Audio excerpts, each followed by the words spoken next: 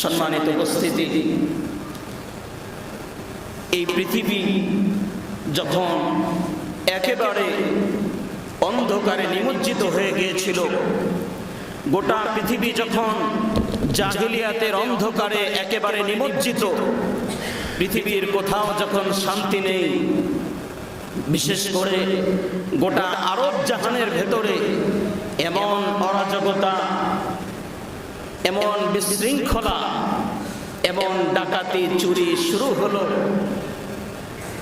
এক পর্যায়ে অবস্থা এমন হলো যে একজন গর্ভবতী মহিলা রাস্তা দিয়ে হেঁটে যাবে, সে সাহস পেত না, কারণ যুবকরা এত নিচে নেমে গিয়েছিল। আরবের যুবকরা একজন আরেকজনের সাথে বলতো যে বলো তো দেখি তার পেটে কি আছে। একজন বলতো ছেলে, আরেকজন বলতো মেয়ে। তো দুইজন একজন আরেকজনের সাথে তর্ক লেগে বলতো যে আমাদেরকে দেখতে হবে আসলে কি আছে। তো ওই জীবন্ত মহিলাটার পেট কেটে তারপরে তারা সন্তান বের করে দেখতো এটা ছেলে নাকি মেয়ে। নাউজুবিল্লাহ। মাঝে মাঝে তারা সার্কাস দেখাতো, সার্কাসের আয়োজন হতো। কি সার্কাস?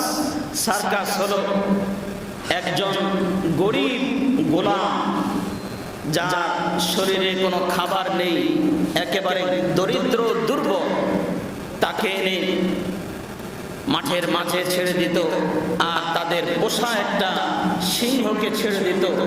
ছেড়ে দিয়ে বলতো যে দেখি একটা গোলাম সিংহের সামনে কতক্ষণ টিকে থাকতে পারে, তা আমরা এটা একটু টেস্ট করতে চাই, কত মিনিট সে টিকে থাকতে পারে।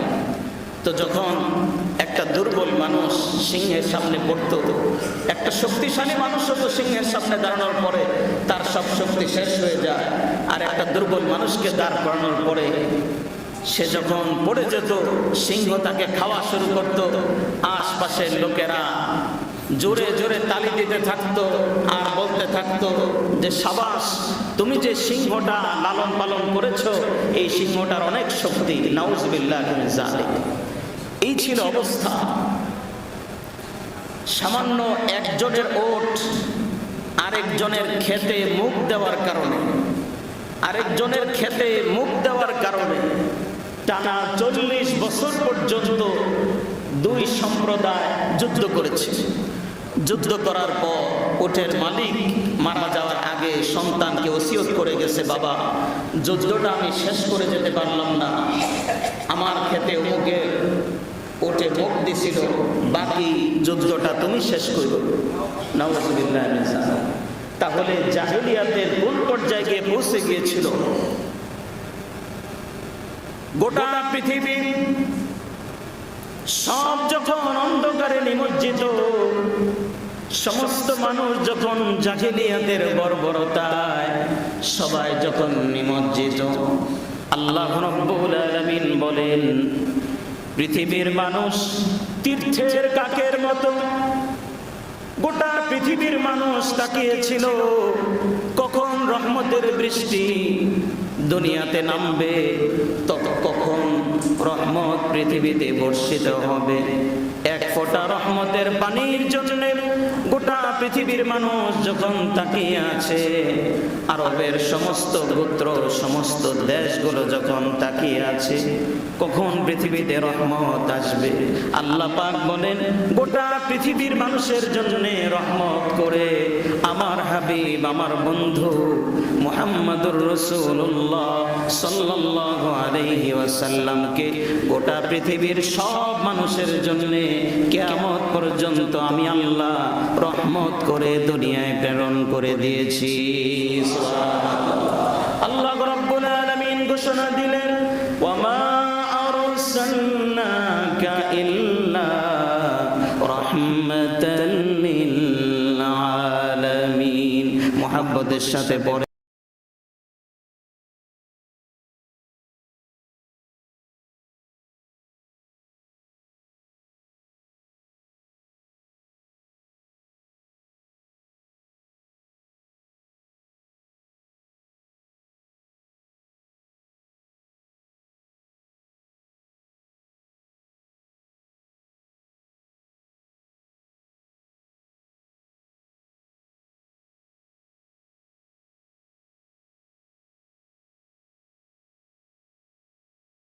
আল্লাহর নবীকে জিজ্ঞেস করা হলো, হযরতে আবু হুরায়রা রাদিয়াল্লাহু তাআলা আনহু আল্লাহর হাবিব জনাবে মুহাম্মদুর রাসূলুল্লাহ সাল্লাল্লাহু আলাইহি ওয়াসাল্লামকে জিজ্ঞেস করলেন, মাতা কুতিবতা নাবিয়ান ইয়া রাসূলুল্লাহ, ওগো আল্লাহর হাবিব, আল্লাহ পাক কখন আপনাকে নবী হিসাবে নির্বাচন করেছেন? কখন আল্লাহ পাক আপনাকে নবী হিসাবে নির্বাচন করেছেন? আল্লাহর হাবিব বলেন, وأنا خاتم النبيين وأنا خاتم النبيين وآدم منجدل بين طينتي। আল্লাহ রাব্বুল আলামিন হযরত আদম আলাইহিস সালামকে তখনও সৃষ্টি করেননি। আদম আলাইহিস সালাম তখনও মাটির ভেতরে আছেন। আদম আলাইহিস সালামের বডি স্ট্রাকচার তখনও তৈরি হয়নি। নবীজি বলেন, আদম আলাইহিস সালামকে সৃষ্টি করার আগে আল্লাহ পাক আমাকে নবী হিসাবে নির্বাচন করে গোটা আসমানের মধ্যে আল্লাহ পাক ঘোষণা দিয়েছে। সুবহানাল্লাহ। নবীজি বলেন, হযরত আদম আলাইহিস সালাম সৃষ্টির আগেই আল্লাহ আমাকে নবী হিসাবে নির্বাচন করেছেন। আরেকবার বলি মুহাব্বতের সাথে সুবহানাল্লাহ। সে নবীর উম্মত হতে পেরে আমরা খুশি না বেজার? প্রাণ ভরে একবার বলি আলহামদুলিল্লাহ। নবীরা পর্যন্ত আগেকার নবীরা পর্যন্ত আমাদের নবী রাহমাতুল লিল আলামিন জনাবে মুহাম্মদুর রাসূলুল্লাহ সাল্লাল্লাহু আলাইহি ওয়াসাল্লামকে দেখার জন্য অপেক্ষায় থাকতো। ওনারা আমাদের নবীর গল্প শোনার জন্য অপেক্ষায় থাকতো। সুবহানাল্লাহ। এজন্য তাওরাত কিতাবের মধ্যে আমার নবীর আলোচনা হয়েছে, ইনজিল কিতাবে রাহমাতুল লিল আলামিন আলোচনা হয়েছে।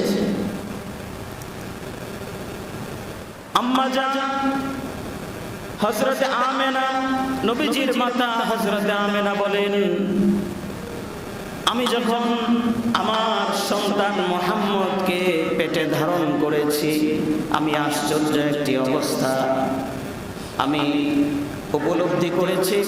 গোটা পৃথিবীর সব মায়েরা যখন হামিল হয়ে যায়, তারা যখন গর্ভবতী হয়ে যায়, ওনাদের অনেক কষ্ট হয়। যখন আস্তে আস্তে সন্তান বড় হতে থাকে, মায়েদের উঠতে বসতে কষ্ট হয়।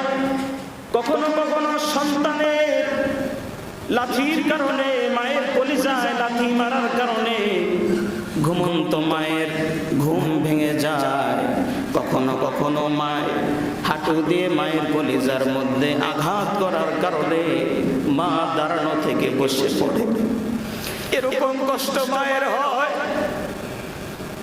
হযরত আমেনা বলেন, পৃথিবীর সব মায়েদের এত কষ্ট হয়, কিন্তু আমি আমার মুহাম্মদকে পেটে ধারণ করেছি, কিন্তু প্রসব পর্যন্ত, দুনিয়ায় আসার আগ পর্যন্ত কোনদিন প্রসব বেদনার যেই ব্যথা এবং হামল করার, বহন করার যেই ব্যথা, এক মুহূর্তের জন্যও সেই ব্যথা আমি অনুভব করি নাই। সুবহানাল্লাহ।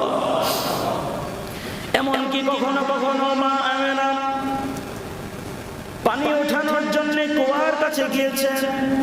কুয়ার কাছে গিয়ে পানি ওঠানোর জন্য বালতি নিচে ছাড়বেন। পানি উঠাতে গেলে কষ্ট হবে মায়ের।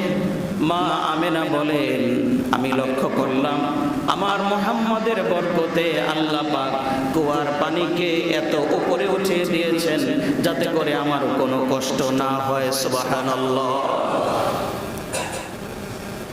হযরত আমেনা আল্লাহর হাবিবকে যখন প্রসব করেন, মা আমেনা নিজে বলেছেন, পৃথিবীর সব মায়েরা রক্তাক্ত হয়ে যায়, সব সন্তানের গায়ে নাপাক রক্ত লেগে যায়, কিন্তু একমাত্র পৃথিবীতে একজন মানুষ নবী মুহাম্মদুর রাসূলুল্লাহ সাল্লাল্লাহু আলাইহি ওয়াসাল্লাম পৃথিবীতে যখন আগমন করেছেন, আল্লাহ রাব্বুল আলামিন এক ফোঁটা নাপাক রক্ত আমার নবীর গায়ে লাগতে দেয় নাই। সুবহানাল্লাহ। পৃথিবীর সব ছেলে সন্তানরা পৃথিবীতে আসার পরে তাদেরকে খাতনা করতে হয়, কিন্তু আল্লাহর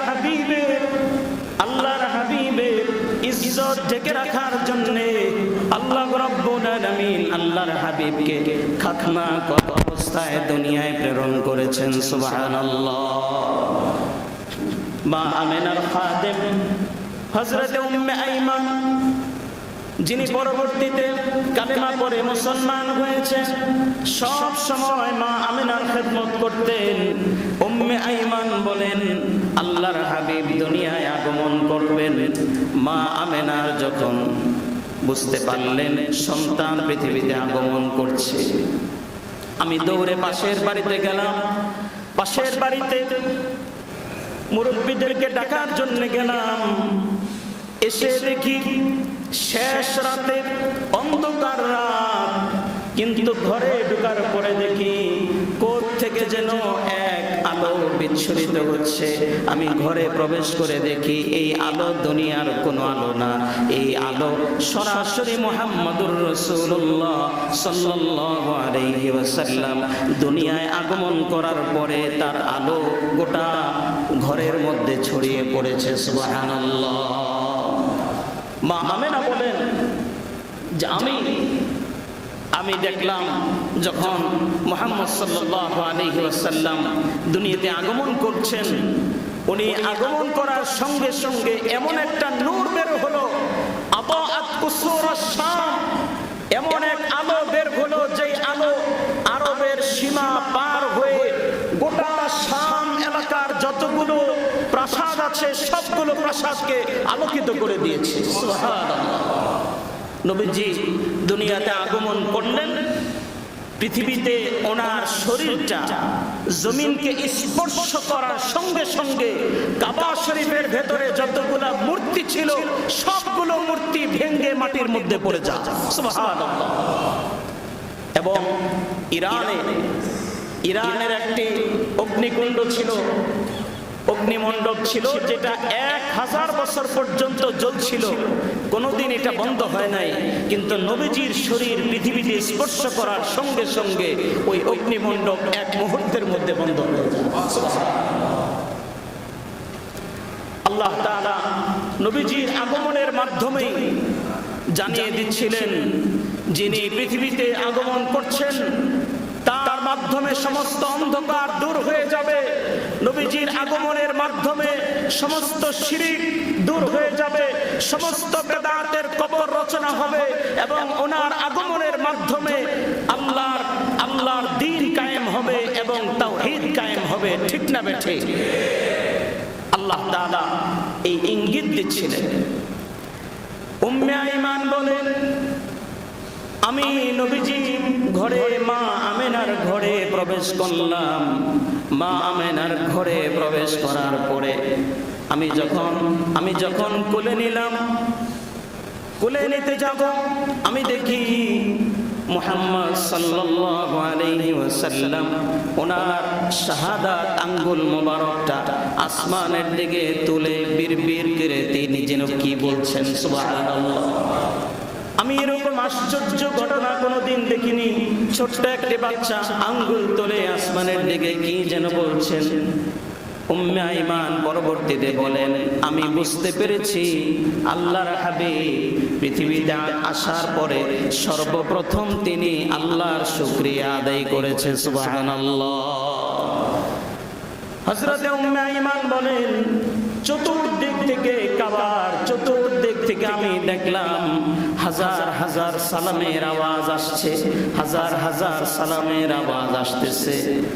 আমি পরবর্তীতে আল্লাহর হাবিবের কাছ থেকে জানতে পারলাম এটা সাধারণ কোনো সালামের আওয়াজ ছিল না। হাজার হাজার ফেরেশতা মক্কা নগরীতে আল্লাহর হাবিবকে ইস্তেকবাল করার জন্য, আল্লাহর হাবিবকে সংবর্ধনা দেওয়ার জন্য আসমানের হাজার হাজার ফেরেশতারা মক্কা নগরীতে চলে এসেছে। সুবহানাল্লাহ। সবাই নবীজিকে সালাম দিয়েছে। প্যারে হাজরিন, সকাল যখন হয়ে গেল, পুরা মক্কায় খবর হয়ে গেল যে আব্দুল মুত্তালিবের একজন নাতি হয়েছে। আব্দুল্লাহ যে 6 মাস আগে ইন্তেকাল করেছে, আব্দুল্লাহর ঘরে সন্তান এসেছে, আব্দুল্লাহর ছেলে সন্তান হয়েছে। আব্দুল মুত্তালিব দৌড়ে আসলেন, আবু তালেব দৌড়ে আসলেন। আবু তালেব ওনার একজন দাসী ছিল, নাম ছিল সোয়াইবা। সোয়াইবা দাসী গিয়ে আবু তালেবকে বলল, আপনার তো একজন ভাতিজা হয়েছে, তাই নাকি? তো আপনার ভাতিজাকে আমি দেখে এসেছি, জলদি আপনিও যান। আবু তালেব এই ভাতিজা জন্মের সুসংবাদ শোনার সঙ্গে সঙ্গে সোয়াইবাকে বলল, তুমি যেহেতু আমার ভাতিজার জন্মের সুসংবাদ নিয়ে আমার কাছে এসেছো, যাও, আমি তোমাকে চিরদিনের জন্য আজাদ করে দিলাম, সুবহানাল্লাহ, তোমাকে মুক্ত করে দিলাম। হাদিসের মধ্যে এসেছে, আল্লাহর হাবিব জনাবে মুহাম্মদুর রাসূলুল্লাহ সাল্লাল্লাহু আলাইহি ওয়াসাল্লাম বলেছেন, আবু তালেব, নবীজির আপন চাচা আবু তালেব, আমার জন্মে খুশি হয়ে এই আঙ্গুল দিয়ে তার দাসীকে আজাদ করে দেওয়ার কারণে, ওই সোমবার দিন আজাদ করে দেওয়ার কারণে প্রতি সোমবারে তিনি যদিও কাফের অবস্থায় মৃত্যুবরণ করেছেন, তারপরেও জাহান্নামের মধ্যে আল্লাহ রাব্বুল আলামিন আমার সম্মানে সোমবারে, প্রত্যেক সোমবারে ওনার এই আঙ্গুল দিয়ে ঠান্ডা পানি বের করে দেন। ওই পানি খেয়ে খেয়ে তিনি তৃপ্তি লাভ করেন। সুবহানাল্লাহ। প্যারে হাজরিন, আব্দুল মুত্তালিব এসে এত খুশি, তিনি পুরা মক্কায় ঘোষণা দিয়ে দিলেন, আমি সবাইকে ওট জবাই করে খাওয়াবো, আমাকে আল্লাহ তাআলা একজন নাতি দান করেছেন। তো নবীজিকে কোলে নেওয়ার পরে দেখেন যে চাঁদের মতো একটা চেহারা, এরকম সুন্দর চেহারা পৃথিবীতে এর আগে পৃথিবীর কোন মানুষ এই চামড়ার চোখ দিয়ে কোনোদিন দেখতে পায় নাই। সুবহানাল্লাহ, এত সুন্দর মানুষ। কিছুক্ষণ পরে ইহুদি এক পাদ্রী এসে হাজির, ঘরে নক করে বলছে, তোমাদের ঘরে কি একজন নবজাতক এসেছে? হ্যাঁ, তুমি কে? ইহুদি বলছে, আমি একজন তাওরাত কিতাবের আমি একজন আলেম, আমি একজন ইহুদি পাদ্রী। তো তুমি কি চাও? বলছে, আমি একটু তোমাদের সন্তানটাকে দেখতে চাই। ইহুদি পাদ্রী ঘরে ঢোকার পরে আল্লাহর হাবিবকে দেখা মাত্র, চেহারা দেখার পরে একটু উপর করলেন, উপর করে পিঠের দিকে তাকালেন। পিঠ দেখার পরে দেখলেন পিঠের মধ্যে মোহরে নবুয়ত দেখা যায়, নবুয়তের সিল দেখা যায়। নবীজি যে শেষ নবী, এর মোহর আল্লাহ পাক মেরে দিয়েছেন। সুবহানাল্লাহ। এই ইহুদি দৃশ্য দেখার পরে সে মাটির মধ্যে পড়ে যায়, অজ্ঞান হয়ে যায়। মাথায় পানি দিয়ে জ্ঞান ফেরানো হলো। সবাই মেরে জিজ্ঞেস করছে, কি হয়েছে আপনার? সে বলছে, গতকাল রাতে, শেষ রাতের দিকে আমি স্বপ্নে দেখলাম আসমান থেকে একটি সুরাইয়া নামক আসমান থেকে একটি তারকা মক্কা শরীফের একেবারে মা আমেনার ঘরে প্রবেশ করেছে। আর তাওরাত কিতাবের মধ্যে লেখা আছে, যেই রাতে আসমান থেকে তারকা মক্কা শরীফে এসে পড়বে, সেই রাতেই বিশ্বনবী রাহমাতুল লিল আলামিন জনাবে মুহাম্মদুর রাসূলুল্লাহ সাল্লাল্লাহু আলাইহি ওয়াসাল্লামের জন্মগ্রহণ হবে। আমি এটা দেখার জন্য এসেছি। আমি দেখলাম তাওরাত কিতাবে যা পড়েছি হুবহু তা মিলে গেছে, সুতরাং কোনো এর মধ্যে সন্দেহ নাই, এটাই হবে শেষ নবী মুহাম্মদুর রাসূলুল্লাহ সাল্লাল্লাহু আলাইহি ওয়াসাল্লাম। চিৎকার করে বলি সুবহানাল্লাহ। আল্লাহর হাবিবকে আল্লাহ রাব্বুল আলামিন ছোট কাল থেকে বিশেষ মর্যাদা, বিশেষ আলামত দিয়ে বড় করেছেন। অনেক অনেক আলামত, অনেক আশ্চর্য ঘটনা ঘটলো, এগুলা বলে শেষ করা যাবে না। আল্লাহর হাবিব যখন 8 বছর বয়সের সময় মক্কা নগরীতে বৃষ্টি বন্ধ হয়ে গেল। বৃষ্টি বন্ধ হওয়ার পর আবু তালেব এলাকার সমস্ত মানুষকে ডেকে বলল, বৃষ্টি যদি চাও তাহলে মুহাম্মদ সাল্লাল্লাহু আলাইহি ওয়াসাল্লাম আমার ভাতিজাকে সামনে এনে তার হাত দিয়ে দোয়া করো, তাহলে বৃষ্টি আল্লাহ নাজিল করে দিবে। সুবহানাল্লাহ। আল্লাহর হাবিবকে আনা হলো, কাবা শরীফের পাশে নবীজিকে দাঁড় করানো হলো। গোটা কুরাইশের সমস্ত মানুষ, মক্কার সব সম্ভ্রান্ত মানুষ উপস্থিত হওয়ার পরে নবীজিকে দাঁড় করিয়ে আবু তালেব বলল, বাবা তুমি একটু দোয়া করো। আল্লাহর হাবিব দোয়া করলেন, বললেন, আল্লাহুম্মা আগিসনা গায়সান মুবারাকান। হে কাবার মালিক, হে আল্লাহ, আপনি আমাদের উপর বরকতের বৃষ্টি নাজিল করুন। এই দোয়া করে নবীজি শাহাদাত আঙ্গুলটা এভাবে উপরের দিকে নিয়ে এরপরে নিচের দিকে নামালেন। নবীজি শাহাদাত আঙ্গুলটা উপর থেকে নিচে নামানোর আগেই আসমান থেকে বৃষ্টি শুরু হয়ে গিয়েছে। দালাইলুন নবুওয়াতে আল্লামা বাইহাকি লিখেছেন, সমস্ত কুরাইশের মানুষ অবাক হয়ে গেল। এরপর থেকে সবাই যখনই কোনো বিপদে পড়তো সবার আগে ছোট্ট মুহাম্মদ আল-আমিন, ছোট্ট মুহাম্মদের কাছে দোয়া নেওয়ার জন্য সবাই দৌড়ে চলে আসতো। সুবহানাল্লাহ।